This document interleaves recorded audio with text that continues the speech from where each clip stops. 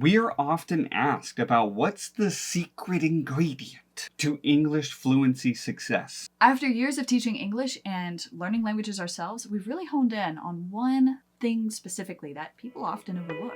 Let's talk about it.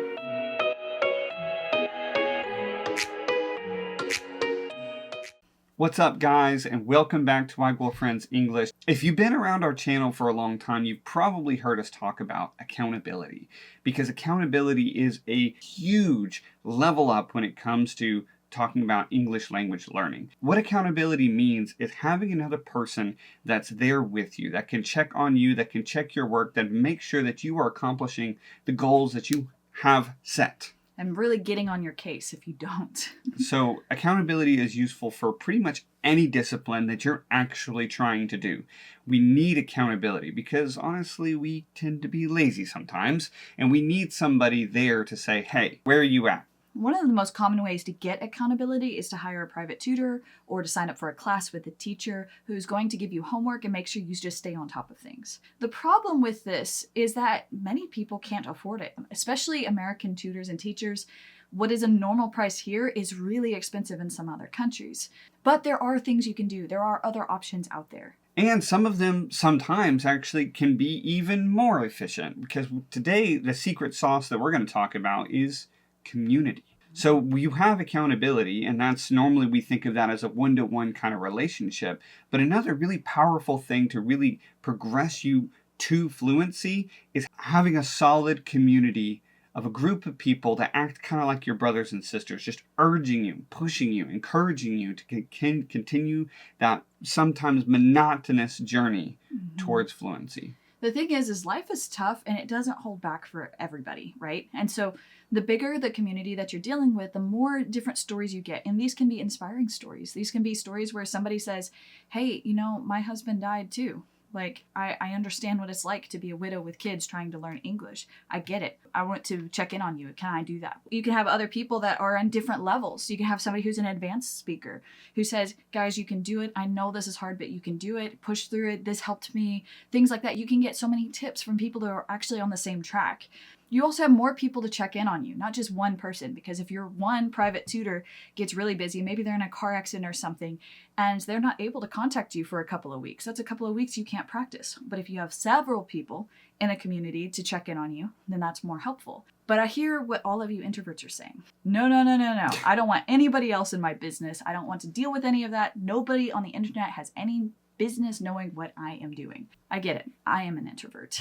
So in our own language journey, how it kind of panned out is that I was more extroverted. So I would go out and I would do the things, I would solve the problems, I would go get the packages, I would go do this, I would go there, and I would talk to people, I would interact. So my speaking was better than Amber's. However, Amber was more introverted, and so her listening ability was actually a lot better than mine. And so what we would do, we would almost make one whole person where she would be able to listen to what that person was saying. She would translate it to me, then I would translate back the response to that person. It was like a triangle, very efficient. When we talk about community, we're not just talking about a semi-loose association of people, all with similar hobbies and interests.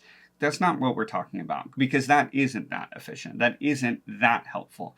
What we're talking about is a group of people that are all committed to the same aim. And believe it or not, there are a lot of introverts out there trying to reach English fluency as well. And I found that. I found that other introverts also were trying to learn language.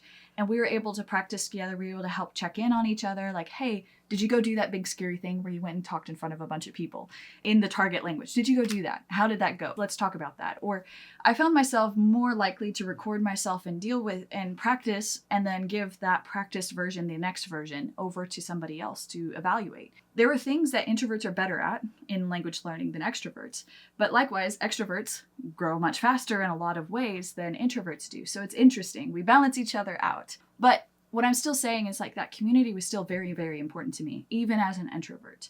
It was important that I had to report to somebody, so I couldn't just slough off when I got tired or when I had our son or when I was pregnant or we had our kid and I was being a parent and having to cook everything from scratch or anything like that, I could not use those excuses because I had other introverted mom friends who were keeping me accountable to my language goals because I needed them. I needed them to just stay on my case and not let me hide in my introversion, in my shell, and not show anybody that I actually wasn't studying. Like, they would stay on my case to keep me going. This community is very, very, very important. And as a word of comfort, there are actually things that you can do in language outside of speaking to a small group of scary people. As an introvert, one of the things that Amber actually found a lot of satisfaction and ability in is to just be able to do things online. Not necessarily even with people, but it was primarily her responsibility in order to buy things on an online platform. I could not do that. I would watch her do it on the phone and I would say, how did you do that?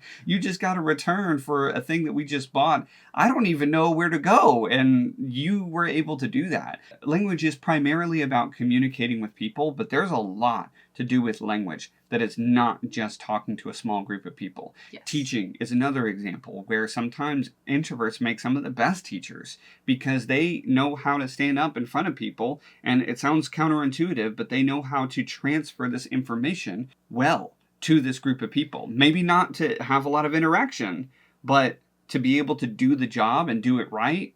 Introverts can find a lot of satisfaction in that regard. Right. So if you find yourself you're an introvert, this community is still important. This accountability is still crucial to keep you growing and pushing through when life gets tough, when the language gets tough, when you feel like you're not going anywhere or you feel like you're going backwards. You need that community. And there are lots of ways to find it. You can find free communities out there. There are these massive free communities, but the thing is that they're huge and they're online, and all you have to do is just not go to Facebook for a while or just, shut off things so you don't really have to interact. We don't suggest the free communities as much. Some people find that. Maybe extroverts do it better. I found zero help in these massive free communities. But what I did find help with is signing up for a paid community that was much smaller. That's one of those things. That's why we have chosen to do that in our own membership course program. Usually in a paid community, you're able to get courses, you're able to get usually some free group coaching, you're able to have opportunities to network and to get some additional resources that you wouldn't otherwise. Maybe you get feedback on your work and on your speaking and your writing. We offer all of those things in ours because we know how helpful that is. And we built Fluency Fast Track to be what we didn't have back in the day. So this is one of those things that for you guys, if you're interested in Fluency Fast Track, go for it. If you are not interested in that, that's fine, but don't be afraid to not pay a few dollars a month to have a much smaller community that's far more focused.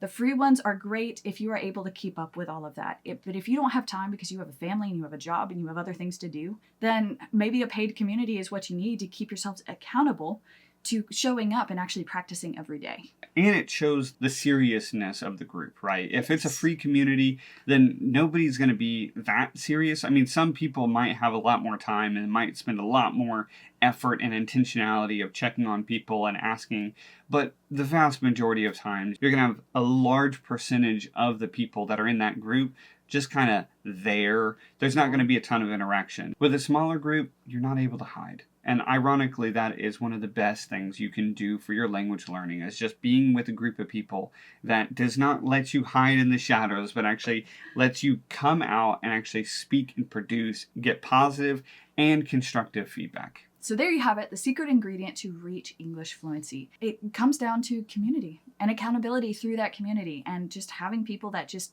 stays on you and keeps working with you. Some of you come from cultures where that is very easy to get and you don't want it because you have way too much of it already. Some of us, though, come from individualistic cultures that we just don't have that many people checking in on us in the day-to-day.